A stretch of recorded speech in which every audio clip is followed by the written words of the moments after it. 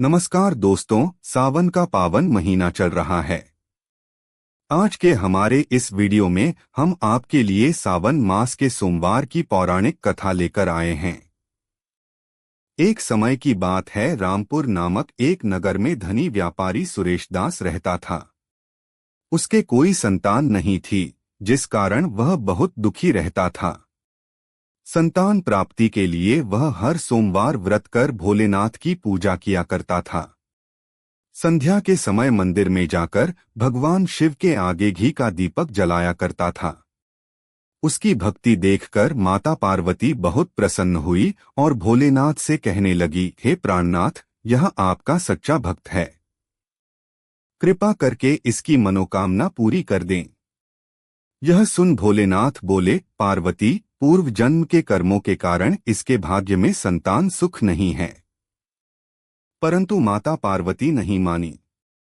तब भोलेनाथ ने स्वप्न में उस व्यापारी को दर्शन दिए और संतान प्राप्ति के वरदान के साथ साथ यह भी बताया कि उसका पुत्र अल्पायु होगा और उसकी आयु मात्र 16 वर्ष की होगी।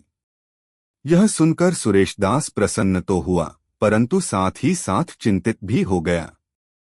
यह सारी बात उसने अपनी पत्नी गौरांगी को भी बता दी। पुत्र के अल्पायु होने की बात जानकर उसकी पत्नी भी बहुत दुखी हुई। लेकिन सुरेश दास ने अपने सोमवार के व्रत का नियम नहीं छोड़ा। कुछ समय बाद सुरेश दास के घर में एक सुंदर पुत्र रत्न पैदा हुआ, जिसका नाम उन्होंने नीलांश रखा। अब नीलांश 11 वर्ष का हो गया था, तो सुरेश दास ने उसे अपने मामा रामसेवक के साथ शिक्षा ग्रहण करने काशीपुर भेज दिया। सुरेश दास ने उन्हें रास्ते के लिए कुछ धन दे दिया और कहने लगा, तुम जहां भी रात्रि विश्राम करो, वहीं यज्ञ आदि करके ब्राह्मणों को भोजन करवा देना। नीलांश अपने मामा के साथ यात्रा पर निकल पड़ा। रास्ते में वह एक राज्य चंद्रगढ़ में पहुंचे, जहां राजकुमारी का विवाह हो रहा था। परंतु जिस राजकुमार से उसका विवाह होना था, वह अचानक किसी कारण से एक आंख से अंधा हो गया। यह बात किसी को पता न चले, इसलिए राजकुमार के पिता ने नीलांश से दूल्हे की जगह बैठने की विनती करी। नीलांश ने यह विनती स्वीकार कर ली और राजकुमारी संध्या से विवाह कर लिया। विदाई के समय नीलांश ने राजकुमारी संध्या को सारी बात बता दी और उन्हें अपने पिता के घर छोड़कर काशीपुर की ओर चल दिए। जब नीलांश 16 वर्ष का हो गया, तब उन्होंने एक यज्ञ का आयोजन किया और यज्ञ के बाद ब्राह्मणों को भोजन कराया और अन्न और वस्त्र दान भी किए। उसी रात्रि निद्रा में नीलांश की मृत्यु हो गई। उनके मामा रामसेवक जोर जोर से रोने लगे। उनका विलाप सुनकर भोलेनाथ और माता पार्वती वहां आ पहुंचे। नीलांश के मामा का विलाप देखकर माता पार्वती भोलेनाथ से बोली, प्रभु, इस व्यक्ति के कष्ट को दूर कीजिए।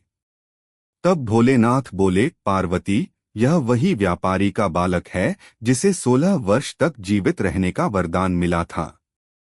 तब माता पार्वती ने भोलेनाथ से कहा, हे प्राणनाथ, इसके पिता 16 वर्ष से सोमवार का व्रत करते हुए आपको भोग लगाकर दीप प्रज्वलित करते हैं। कृपा कर उनके दुख दूर कीजिए। माता पार्वती की ऐसी प्रार्थना सुन भोलेनाथ ने नीलांश को जीवन वरदान दे दिया। वरदान प्राप्त होते ही नीलांश जीवित हो गया। स्वस्थ होते ही वह अपने नगर की ओर वापस लौट चला। तब रास्ते में वह राजकुमारी संध्या के पास आ पहुंचा। वहां के राजा और राजकुमारी संध्या ने नीलांश को पहचान लिया।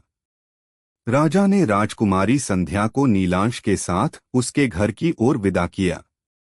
वहीं दूसरी ओर सुरेश दास और गौरांगी यह जानते थे कि 16 वर्ष की आयु में उनके पुत्र की मृत्यु निश्चित है। इस कारण वह बहुत दुखी थे और कष्ट में अपना जीवन बिता रहे थे। तभी उनका पुत्र नीलांश राजकुमारी संध्या के साथ घर पहुंच गया। नीलांश को अपनी नवविवाहित पत्नी के साथ देखकर सुरेश दास और गौरांगी बहुत प्रसन्न हुए। उसी रात भोलेनाथ ने सुरेश दास को स्वप्न में दर्शन दिए और कहने लगे, हे सुरेश दास, तुम्हारे सोमवार के व्रत से प्रसन्न होकर मैं तुम्हारे पुत्र को लंबी आयु प्रदान कर रहा हूँ। हे भोलेनाथ, जैसा दुख आपने पहले सुरेश दास और गौरांगी को दिया वैसा किसी को मत देना, और जैसे बाद में उनके पुत्र को लंबी आयु प्रदान करी वैसे ही इस कथा को कहने वाले, सुनने वाले और हुकारा भरने वाले सब पर कृपा करना। जय भोलेनाथ, जय माता पार्वती।